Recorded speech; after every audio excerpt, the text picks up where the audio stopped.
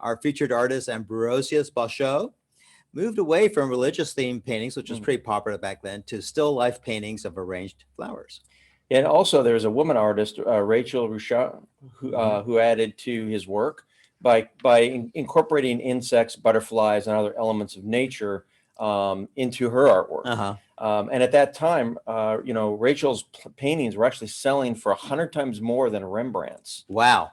I think a Rembrandt today is probably worth a gazillion times more than perhaps some of her painting, not to diminish the value of what she contributed to the art world. Which was significant. It was a big change in the times. So let's go on to Art Talk number 58, the golden age of Dutch still life with Sarah. Morning, everyone. Thanks for that intro, Sarah. AJ and Jacques. Let's get started. So we'll be featuring two artists today that were both part of the Dutch Golden Age and the introduction of floral still lifes.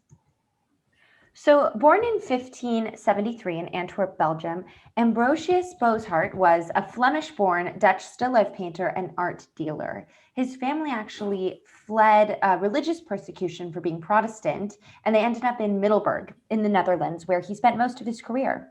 At the age of 21, he joined the city's Guild of St. Luke, which was a community of painters and artists in the region that was named after Luke, the patron saint of artists. Bosschaert was one of the first artists to specialize in flower still life paintings as kind of a standalone subject. He started a tradition of painting really detailed flower bouquets, which typically included the ever popular tulips and roses as well. And thanks to the booming 17th century Dutch art market, he became highly successful. So here's an example of just how detailed his still lifes were. We could see the intricate pattern on the petals of the tulips. And this piece is quite small at 9 by 7 inches, but he was able to add in so much detail still. And the Wan Li vase is a Chinese vase that was made during the period of Emperor Wan Li from 1572 to 1620, who was part of the Ming Dynasty. And we'll see in many of these paintings that these vases were very popular in Europe at the time. Again, we could see these super intricate details and use of color, shadow, and light in this piece. There's something so idyllic about this piece, even though it's a still life. They're just so delicate and beautiful. And if you notice, both this and the last piece were oil on copper, which is when oil paint is applied to a piece of copper. And this was a common way of painting around this time. The copper surface was rubbed with a pumice abrasive and then sometimes treated with garlic juice, which was thought to help the paint adhere to the surface. But I can't say what that would do to the smell of the painting, though. So the last two have been done against a black background, but this piece is placed in a space. Also, this is oil on canvas as opposed to copper. And I just love the varying types of flower species. Bosschaert's still lifes were very anatomical and symmetrical, almost to a scientific degree. I feel like this could be in a botany book or something. So here's a recreation of Bosschaert's still life of flowers in a Wan Li vase in Trafalgar Square in 2016.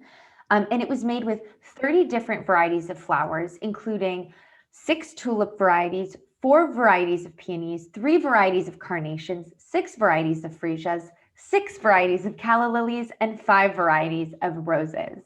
So it used over 30,000 stems of flowers that took 2 days to build and display. And this was from the company called Funny How Flowers Do That, which is actually a subset of the Flower Council of Holland. And I have a great video that I will link to in the chat after my presentation that shows the making of this piece and how much detail went into it and how many florists it really took to make this come to life. So our second artist this week is Rachel Ruysch. She was born on June 3rd in 1664 in The Hague to the scientist and botanist Frederick Ruysch. So growing up around flowers could be a reason why she's so well known for painting them. She began painting her father's samples from a young age and learned to paint each species with great accuracy. Ruysch worked in The Hague from 1701 to 1708, where she was actually the first female member of the artists' society called Confrérie Pictura. So in the 1680s and on, Ruysch was influenced by the still life painter Otto Marseus van Schreek, who was famous for his representations of dark forest flora with insects and lizards. And we can see that inspiration here in this piece. It's kind of a similar style to Bosschaert's, and we can see that this was the popular style of floral painters at the time. And with this one personally, I love the specificity of the butterfly and the intricacy of the detail on the butterfly. Again, we could see the darkened background, and this one has a really specific use of light and shadow, which almost makes it look like a photograph at first glance. Sometimes there's not even much to say about these paintings other than just to revel in their beauty and detail. I feel like I could stare at this for hours. Ruysch was also apprenticed to Willem van Elst, a prominent flower painter in Amsterdam. And besides painting technique, he taught her how to arrange a bouquet in a vase so that it would look spontaneous and less formalized. And this technique produced a more realistic and three-dimensional effect in her paintings, as we can see in Spray of Flowers. There's also kind of a wildness to this piece with all of the stems that kind of lends the piece a sense of energy. So the Gallery of Honor is the central gallery in the Rijksmuseum in Amsterdam that features some of the museum's most cherished pieces. In March of this year, for the first time, they featured 3 pieces by female artists. And here we can see one of Ruysch's pieces being hung up on display. During her lifetime, she enjoyed great fame. As Jacques mentioned, it's said that her paintings sold between 750 and 1,200 guilders, which was the currency at the time, when Rembrandt's pieces would sell for no more than 500 guilders. So that speaks to the kind of artist and woman that she was in that era. Thank you. Wow, Sarah, that was fantastic. Both artists are just Definitely. incredible. We want to get your opinion. Jacques and I want to get your opinion. We were Yes. both so inspired by these 2 artists that we actually put our own still life together. We're going to show it to you on camera. Wow. do you think?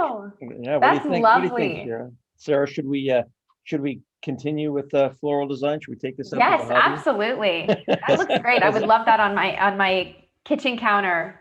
Oh, thank you Yeah, for that vote of confidence. Maybe we'll start painting it now. That There you go. Yeah, design. you should.